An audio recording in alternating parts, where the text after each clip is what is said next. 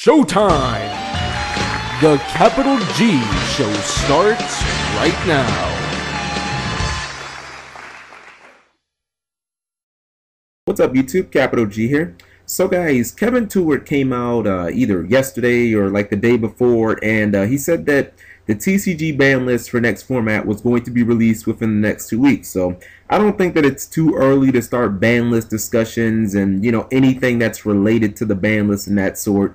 And that of course means that I'm going to revive my most watched and probably most hated series on this channel, The Return of. So today we're talking about tribe-infecting virus, which is effectively the St. Louis Rams of Yu-Gi-Oh! Ban cards. You know, 10 years ago, it was the shit. Now it's just pretty much shit. You know, this is a card much like Tsukuyomi that should have came back, I don't know, maybe 3 years ago.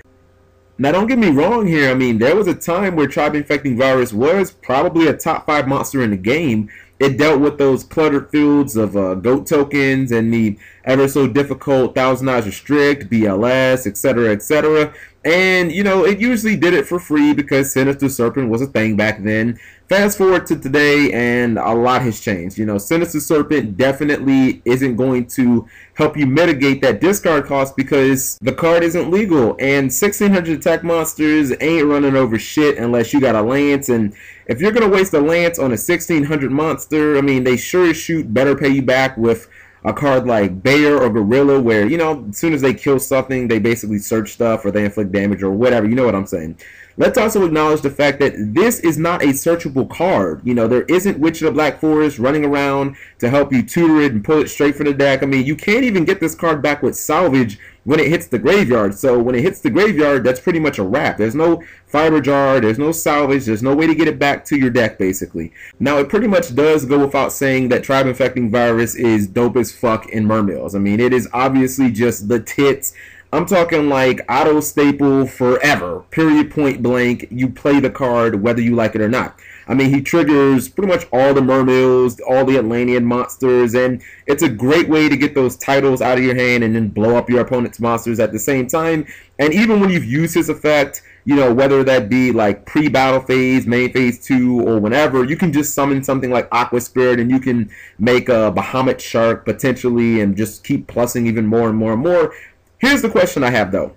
So where the fuck else is this card really good? I mean, everybody is going to immediately shout out, play it in Mermill, play it in Mermill. Okay, and what else? You know, for you to make great use of a card like Tribe-Infecting Virus, you basically have to have a deck where you have a bunch of expendable cards to discard. Got it, Dragon Rulers. Except, okay, so wouldn't you rather use Snipe Hunter, which is going to be better like 90% of the time because it can take out those pesky back row, you know, cards that are a pain in the ass for the deck, like Iron Wall and Soul Drain. Can it deal with the Ophion problem? Yeah, sure. Tri-Virus can get rid of Ophion, but once again, we haven't named anything that Snipe Hunter can't do. The problem is Snipe Hunter can do things like getting rid of back row for a deck like Dragon Rulers that Tri-Virus can't. So I feel like it's more versatile for the deck, and I don't know, maybe we can run it in like Frogs or something like that. I mean, that's a deck where sometimes you'll have expendable cards in your hand like extra Treeborns and RONINTOADINs, but okay, I guess, correct me if I'm wrong here, but doesn't that deck generally use those cards for, you know, special summoning things like Swap Frog, whether that be to facilitate a big tribute play a la Obelisk, or just for special summoning it over and over and over again just to load up your graveyard with frogs so that you can just constantly remove those RONINTOADINs to set up for big plays too. So I really don't feel like it's even great in this deck, even though you kind of have the hand fodder and it's a water-based deck because, alright, let's say you put Tribe on board and you're playing Frogs and you blow something up. Then what? I mean, you have a level 4 monster on board in a deck that cannot facilitate level 4 monster plays. There's a reason why Frog decks and Frog Monarch variants don't run level 4 monsters. They can't do anything with them. They don't have ways to extend the plays, so it's like, you know, you have your Tribe-Virus out there on an island just waiting to die next turn and you can't capitalize on anything.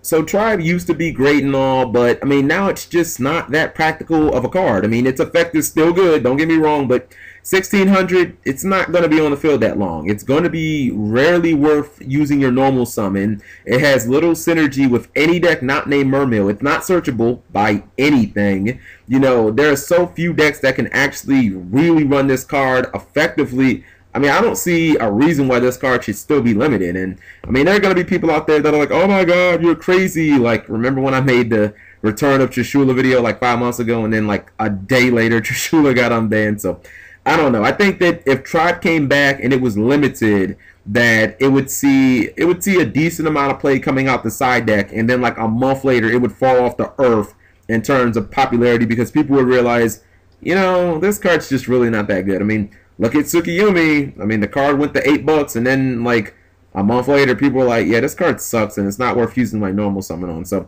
let me know what you guys think. More banless discussion stuff to come, and take care. Subscribing makes life happy.